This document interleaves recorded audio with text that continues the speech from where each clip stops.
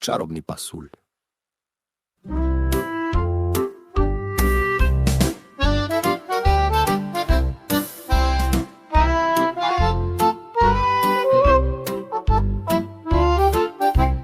U maloj kući na ivici sela živjeli su dečak po imenu Jakov i njegova mama.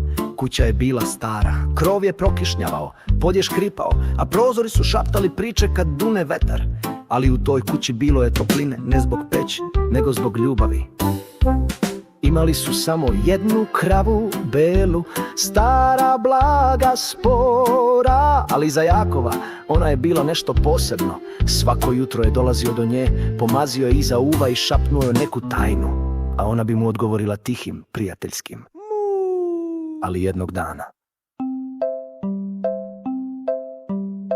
Bela je prestala da daje mleko. Mama je tiho uzdahnula gledajući kroz prozor. Jakove, moramo je prodati. Jakov se trgnu. Ali mama, ona zna kad sam tužan. Ona je naša Bela. Mama mu stavi ruku na rame. Znam, dušo, ali nemamo više ni hleba, krava ili glad. Jakov je spustio pogled.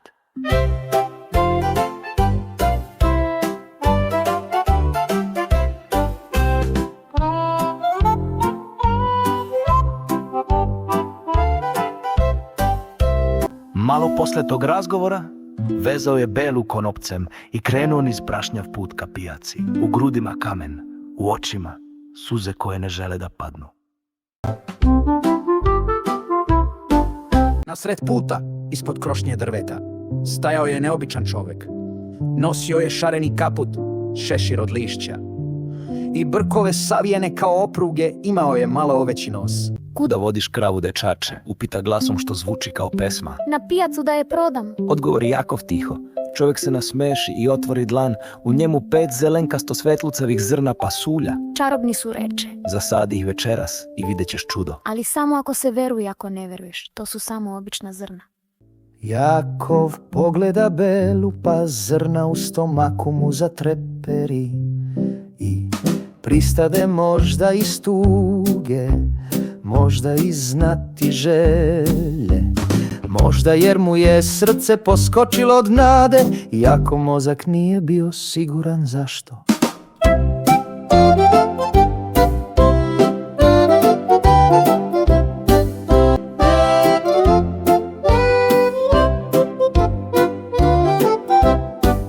Kad je stigao kući, Jakov je otvorio šaku i pokazao mami pasulj. Za pasulj! Povikala je. Jakove sine, pa šta to uradi? Ostali smo bez krave i bez večere. Mama se uhvatila za glavu. Nema večere, Jakove, idi u krevet, reče i baci zrna pasulja kroz prozor.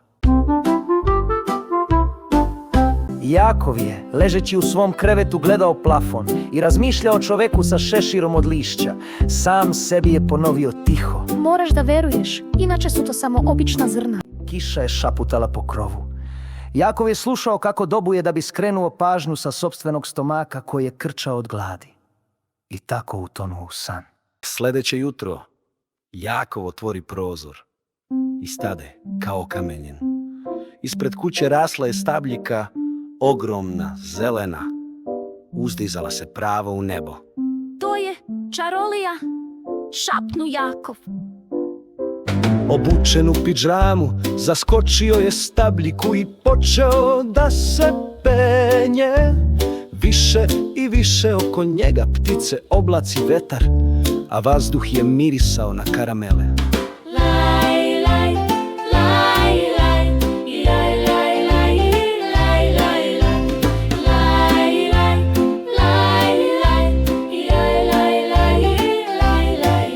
Penjao se tako dugo, skoro do iznemoglosti. Na vrhu ogroman zamak, vrata visoka kao 3 kuće. Stolovi, stolice, čak i tanjiri. Sve je bilo ogromno, odjednom se zatresao pod. Bio je to div, ogroman! Stopala su mu tutnjala poput gromova.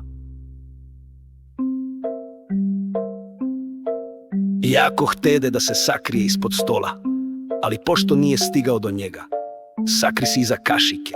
Ko je to? Zagrme div, Jakov zadrži dah.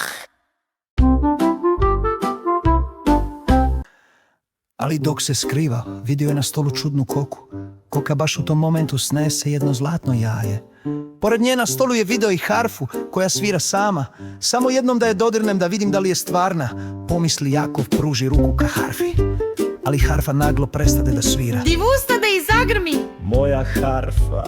Jako se trže i pojuri, spasavaj se ko može, viknu kao da je tu s njim još neko. U tomu pade na pamet da su i koke ptice. Bar neka vrsta zgrabi koku pa je baci van kroz prozor. Dograbi harfu i baci je. Ona nije ptica, ali je čarobna, valjda će preživeti. Zatim potrča i on ka vratima.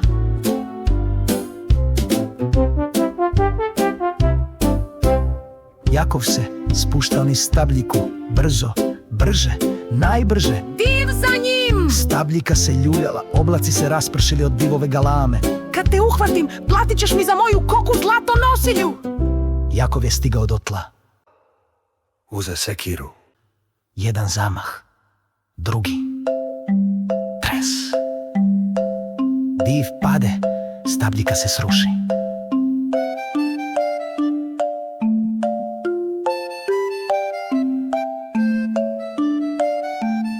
Tišina.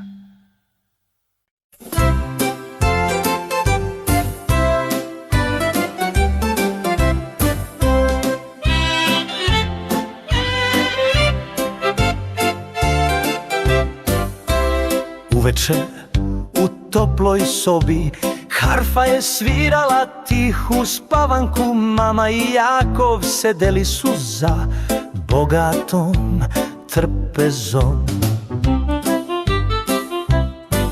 Sa njima na stolu koka, pored nje zlatno jaje.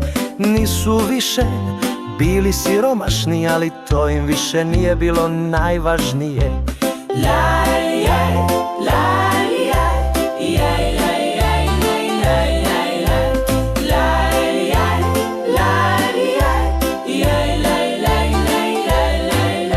Najvažnije je bilo što su imali veru, jer čuda postoje za one koji veruju, čak i ako su mali i imaju samo pasulj.